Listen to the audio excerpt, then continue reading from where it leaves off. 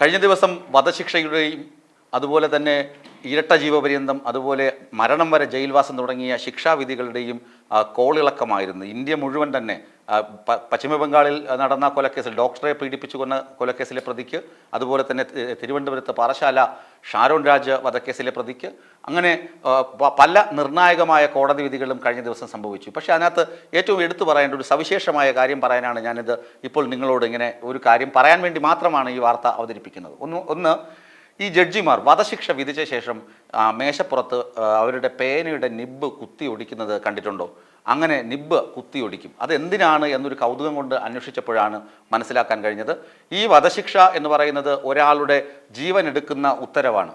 അങ്ങനെ ഒരാളുടെ ജീവൻ എടുക്കാൻ വേണ്ടിയാണ് ആ കടലാസിൽ ആ പേന കൊണ്ട് ഒപ്പുവെക്കുന്നത്. ഈ പേന കൊണ്ട് ഇനി വേറെ ഒന്നും ചെയ്യാൻ പാടില്ല, ചെയ്യരുത് എന്ന് പറഞ്ഞിട്ടാണ് പേനയുടെയും ജീവൻ ഈ ജഡ്ജിമാർ എടുക്കുന്നത് എന്നാണ് ഒരു വാദം.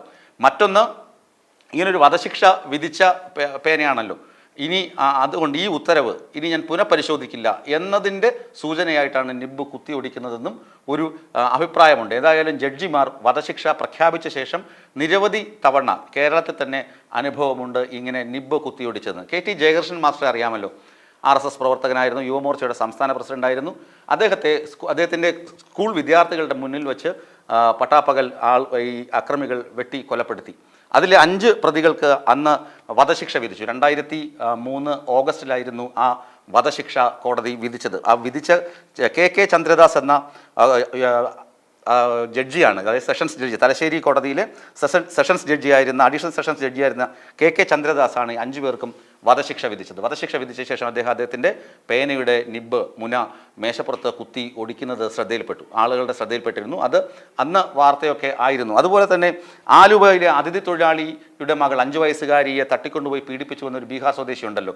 ഈ അടുത്ത കാലത്താണ്, കഴിഞ്ഞ വർഷമാണ് അയാളെയും വധശിക്ഷയ്ക്ക് വിധി. ബീഹാർ സ്വദേശിയായ അസഫാഖ് അലത്തിനെ അയാളെയും തൂക്കിക്കൊല്ലാൻ വിധിച്ചിരുന്നു വിചാരണ കോടതി.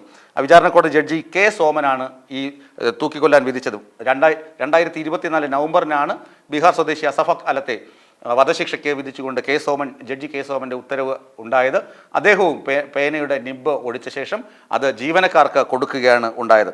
പിന്നെ വിഴിഞ്ഞം ശാന്തകുമാരി കൊലക്കേസ് അറിയാമല്ലോ, വളരെ പ്രമാദമായ കേസായിരുന്നു. ഈ വൃദ്ധയെ കൊന്ന് വീടിൻ്റെ ടെറസിൽ ഉപേക്ഷിച്ച ശേഷം അമ്മയും മകൻ്റെ സുഹൃത്തും നാടുവിട്ടു പോകുന്ന സമയത്ത് തിരുവനന്തപുരത്ത് കഴക്കൂട്ടത്ത് വെച്ചിട്ടാണ് ഇവരെ പോലീസ് അറസ്റ്റ് ചെയ്യുന്നത്.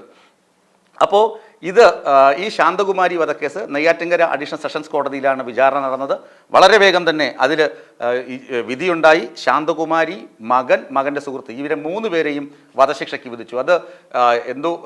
ഈ വധശിക്ഷയ്ക്ക് വിധിച്ചത് 8 മാസം മുമ്പാണ്. ഈ വധശിക്ഷയ്ക്ക് ഈ ജഡ്ജി തന്നെയാണ്, അതായത് AM ബഷീർ എന്ന അഡീഷണൽ സെഷൻസ് ജഡ്ജി തന്നെയാണ് ശാന്തകുമാരി വധക്കേസിലെ പ്രതികൾക്ക് തൂക്കുകയർ വിധിച്ചത്. അത് രാജ്യത്ത് ആകെ നോക്കുമ്പോൾ തന്നെ അമ്മയും മകനെയും തൂക്കാൻ വിധിച്ച ജഡ്ജിയാണ് AM ബഷീർ. അദ്ദേഹവും ആ ശിക്ഷ വിധിച്ചതിന് ശേഷം പേനയുടെ നിബ്ബ് ആ അവസരത്തിൽ കുത്തി ഒടിച്ചിരുന്നു.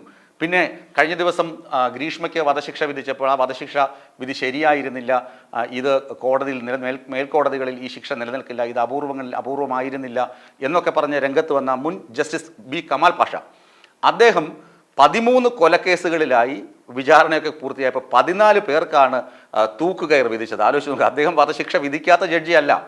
അദ്ദേഹം കഴിഞ്ഞ ദിവസത്തെ വിധിന്യായത്തെ ഇത് വീഴ്ചയായി, ഇങ്ങനെ ഒരു വിധി പാടില്ലായിരുന്നു, അതിനകത്ത് വേറെ കുറേ ഡ്രോബാക്ക് ഉണ്ട്, ഇത് മേൽക്കോടതികളിൽ നിൽക്കില്ല എന്ന് പറഞ്ഞ അതേ ജഡ്ജി B കമാൽ പാഷ, അദ്ദേഹം സെഷൻസ് ജഡ്ജിയായിരുന്ന അവസരത്തിൽ 13 കൊലക്കേസുകളിലായി 14 പ്രതികൾക്ക് വധശിക്ഷ വിധിച്ചിട്ടുണ്ട്. ഈ 14 പ്രതികൾക്ക് വധശിക്ഷ വിധിച്ച ആ സംഭവങ്ങളിലൊക്കെയും തന്നെ അദ്ദേഹത്തിൻ്റെ പേനയുടെ മുന മേശയിൽ കുത്തി ഒടിച്ചിരുന്നു. അതുപോലെ കഴിഞ്ഞ ദിവസം ഗ്രീഷ്മയ്ക്ക് വധശിക്ഷ വിധിച്ച ശേഷവും AM ബഷീർ അദ്ദേഹത്തിൻ്റെ പേനയുടെ മുന മേശപ്പുറത്ത് കുത്തി ഒടിച്ചിരുന്നു. ഇത് ഒരു കൗതുകം കൊണ്ട് അന്വേഷിച്ചപ്പോൾ ലഭിച്ച വിവരങ്ങളാണ്. ഇത്രയും സംഭവങ്ങൾ ഉണ്ടായിട്ടുണ്ട്. അതുമാത്രമല്ല, ഇന്ത്യയിലാകെ തന്നെ 561 തടവുകാരാണ് വധശിക്ഷ കാത്തു കഴിയുന്നത്. കേരളത്തിൽ 35 പേരിൽ 3 പേർ സ്ത്രീകളാണ്. കേരളത്തിൽ വധശിക്ഷയ്ക്ക് വിധിക്കപ്പെടുന്ന ഏറ്റവും പ്രായം കുറഞ്ഞ സ്ത്രീയാണ് ഗ്രീഷ്മ എന്നതും എടുത്തു പറയേണ്ട ഒരു പ്രത്യേകതയാണ്.